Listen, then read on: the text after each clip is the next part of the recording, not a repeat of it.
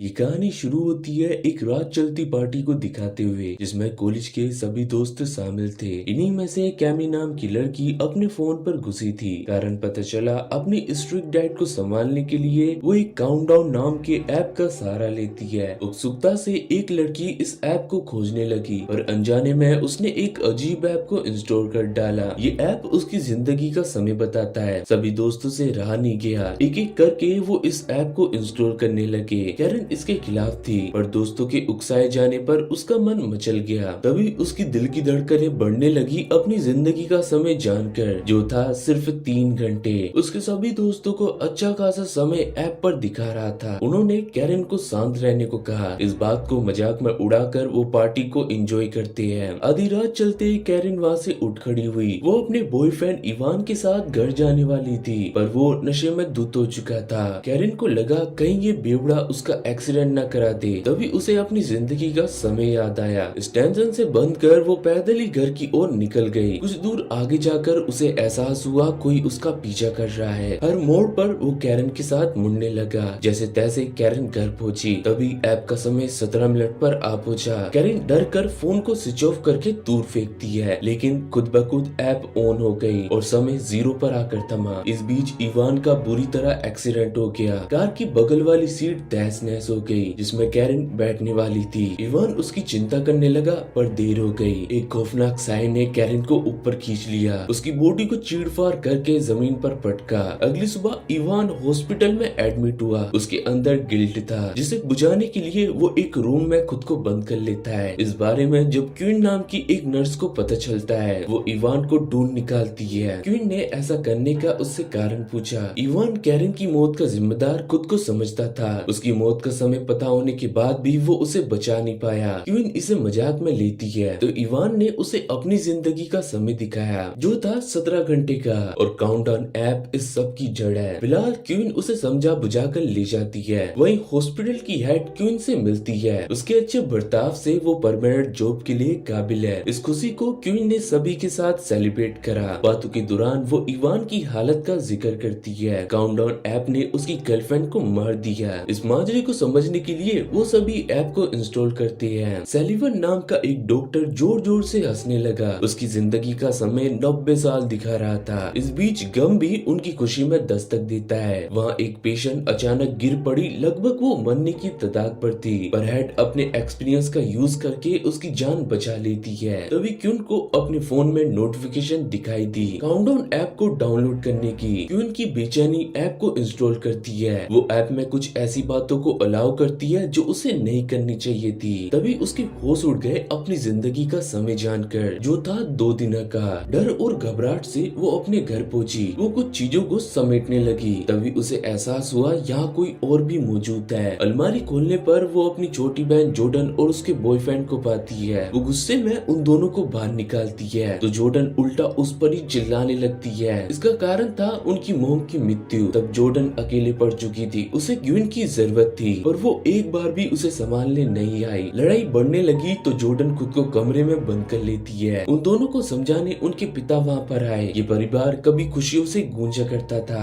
वो क्वीन को सलाह देते हैं कल हम तुम्हारी माँ की कब्र में जाएंगे, वह अपने अकेलेपन को दूर करना। वहीं हॉस्पिटल में इवान अपनी मौत का आने का इंतजार कर रहा था। 3 मिनट ही उसके पास बचे थे। इस सच्चाई से वो भागने लगता है। तभी उसके मोबाइल में फिर एक नोटिफिकेशन आई। वो नियमों का उल्लंघन कर रहा है। दरअसल जब किसी इंसान के पास समय बचता नहीं तो वो मौत से बचने की कोशिश में जुट जाता है, ये जानकर भी कि मौत को टाला नहीं जा सकता। फिर दर्दनाक मौत के लिए वो खुद जिम्मेदार होगा। इवान एक मिरर के पास आकर रुका। उसके पीछे एक साया छुपा हुआ था। नजरें झुकाकर इवान वहाँ से भागते हुए इमरजेंसी एग्जिट के पास आया। वहाँ की सारी लाइट बंद होने लगी। इवान ने सीढ़ियों के नीचे एक शख्स को देखा। उसे बुलाने पर वो कुछ ना बोला। जब रोशनी उसकी तरफ झुकी तो ये कैरन थी, पर वो एक राक्षस में बदल चुकी थी। इवान कुछ कर पाता वो उसे दर्दनाक मौत देती है। इस हादसे की खबर पूरे हॉस्पिटल को लग चुकी थी। क्वीन इवान की मौत से परेशान थी। क्वीन उस कमरे में जाती है जहाँ सारी डेड बॉडी को रखा जाता है। वो इवान के मोबाइल को चेक करने के लिए उसकी बॉडी को ढूंढ निकालती है। उसके चेहरे से वो फोन को अनलॉक करती है जहाँ उसका समय 0 पर आकर थम चुका था। क्वीन के पसीने छूटने लगते हैं। उसका भी यही हाल होने वाला था। वो मान चुकी थी ये ऐप इवान जैसे कितने लोगों को मार चुकी है। क्यून की जिंदगी का समय एक दिन बचा था। वो सबसे पहले अपने पिता को कॉल करती है, उन्हें कल माँ की कवर पर ना आने का बहाना बताती है। तभी उसके फोन में वही नोटिफिकेशन आई, उसने नियमों का उल्लंघन करा है। वो डरी सहमी अपने काम को कर तो रही थी। सलीवन उसकी बेचैनी को भांप लेता है। वो बेला फुसलाकर क्यून को पास लाया और उसकी मजबूरी का फायदा उठाने लगा, पर क्यून उसे मार कर खुद को बचाती है। इस हरकत की शिकायत वो हेड से करनी चाहती है, पर सलीवन जरूरी काम बताकर हेड को बुलाता है। इस बात को क्यून अपने तक ही सीमित रखती है। वो खुद से उस ऐप का इतिहास जानने लगती है जहाँ कई लोग इसके शिकार हुए, तो बहुतों ने यकीन करा, कुछ बचे जिन्होंने अफवाह बनाकर उड़ा दिया। तभी इवान एक राक्षस के रूप में उसके पास आया। क्वीन हद से ज्यादा डर गई, पर कुछ बुरा होने से बच गया। जब उजाले से राक्षस भाग उठा, क्वीन चारों तरफ उसे ढूंढने लगी। दोबारा वही नोटिफिकेशन उसके पास आई, नियमों का उल्लंघन करा है। इनसे तंग आकर उसने मोबाइल को पटक डाला और पैरों तले उसकी स्क्रीन कुचली गई, पर टाइमर फिर भी न थमा। अगली सुबह क्वीन सबसे पहले मोबाइल शॉप पर जाती है। उसका मानना था नए मोबाइल से इस मुसीबत से उसे छुटकारा मिल जाएगा,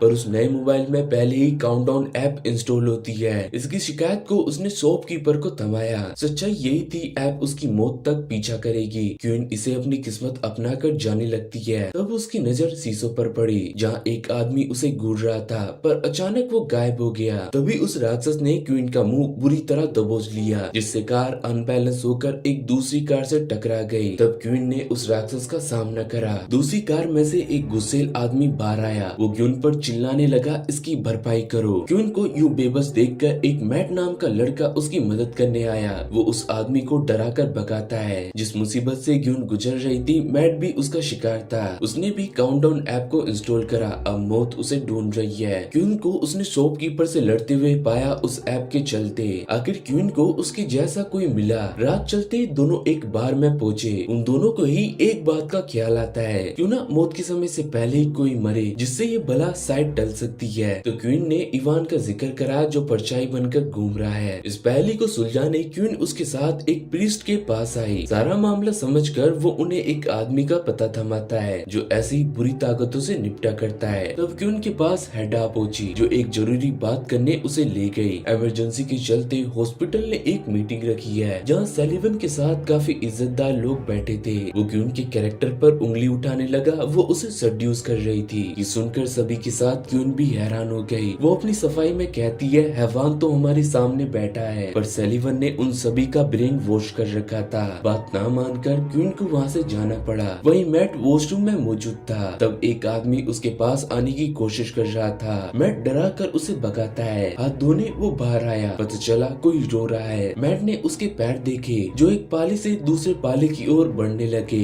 और मुड़कर वो गायब हो गया। तभी अंधेरे से पूरा कमरा ढक गया। उस राक्षस ने मैट पर अचानक ही हमला करा। अपने डर का मैट सामना करता है, तो उजाले से वो राक्षस भाग उठा। दोनों ज्यादा देर ना करते हुए उस पादरी के पास आ पहुंचे। पादरी ने इनके साथ हुई घटनाओं पर गौर करा। तब उसे ओजान नाम के डीमन का ख्याल आया। इसका इतिहास वो उन्हें बताने लगा, कैसे एक राजा को अपनी मौत का समय पता चला। अपने पैसों के बलबूते पर विद्वान लोगों से उसने ये ज्ञान प्राप्त करा, पर मौत कभी उसे छू ना पाई, क्योंकि वो मौत से भाग रहा था। तब ओजोन का जन्म हुआ, जिससे राजा का भी अंत हो उठा। शायद ओजोन का कोई अंश इस ऐप में मौजूद है। उसे हराया नहीं जा सकता, पर ऐप में छेड़खानी करोगे तो समय को टाला जा सकता है। ये सुनकर क्वीन को शॉप ओनर का ख्याल आया। दोनों जल्दी उसके पास आ पहुंचे। अपनी मजबूरी को बेबस होकर बताने लगे। वो मदद करने के लिए राजी हो गया, और जल्दी उसने ऐप को हैक करके सर्वर को डाउन करे। समय कम था, तो वो अपनी जिंदगी को बढ़ाने का ही कहते हैं 50 साल तक। पर क्वीन ने जॉर्डन का नाम भी उसमें पाया। वक्त रहते उसकी जान बच गई। रात काफी होने से क्वीन मैट को अपने घर लाई। क्वीन ने इस ऐप को डाउनलोड करने का मैट से कारण पूछा।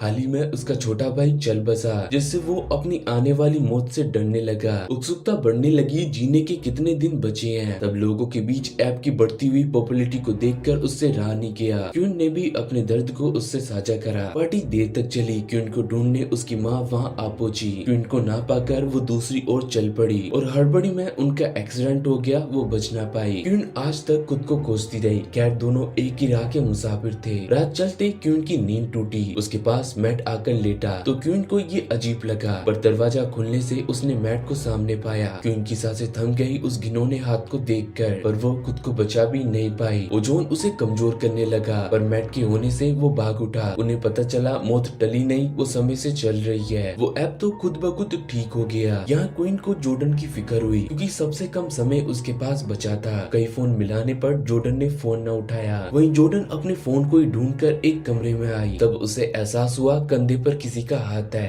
पीछे देखने पर कमरे में कोई नहीं था। उसकी मौत का समय कम बचा हुआ था। तब ग्यून की ढेरों मिस कॉल देखकर वो फोन करने बैठी। तभी पूरा कमरा अंधेरे से ही ढक गया। जॉर्डन डर से भीगने लगी। वो बेड के नीचे छुप गई और दरवाजे पर आंखें गड़ा कर रखी। तभी जिसके नीचे वो छुपी हुई थी यानी बेड, वो दूर जाकर खिसका। उसके कानों में माँ की आवाजें आई और एक साया उसकी माँ का रूप लेकर उसके पास लेटा। ये देखकर जॉर्डन की चीख निकल गई। वो भागते हुए दरवाजे से टकराई। वहाँ क्वीन और मैट सही समय पर आ चुके थे। रात काफी थी। तीनों डरे सहमे पादरी के घर पहुंचे। अपनी किस्मत को कोसने लगे। क्या कुछ नहीं करा उन्होंने ओजोन से बचने के लिए। असल में जितना उससे दूर जाओगे वो उतना ही करीब आएगा। मैट तो मरने की कगार पर खड़ा होता है। तब पादरी ने थोड़ा समय लिया। ओजोन की किताबों को चाट पीट कर उसे कुछ बातें पता चली जिससे ओजोन को कमजोर करा जा सकता है। मैट मरने ही वाला है, उसे लेने ओजोन तो आएगा ही। तब हमें मौत के समय खत्म होने पर मैट को बचाना है और 1 मिनट तक ओजोन को रोके रखना है। अगर हम ऐसा कर पाते हैं तो ओजोन हमेशा के लिए मिट जाएगा। ये इतना आसान तो नहीं होने वाला था और इसे पूरा करने के लिए वो एक शक्तिशाली पूजा को शुरू करते हैं। समय कम था तो वो बेसमेंट को इस काम के लिए चुनते हैं। वो व्हाइट पेंट के साथ नमक घोलती है जिससे एक विशाल गोला बनता है। जब तक वो इस गोले के अंदर है ओजोन कुछ नहीं कर पाएगा।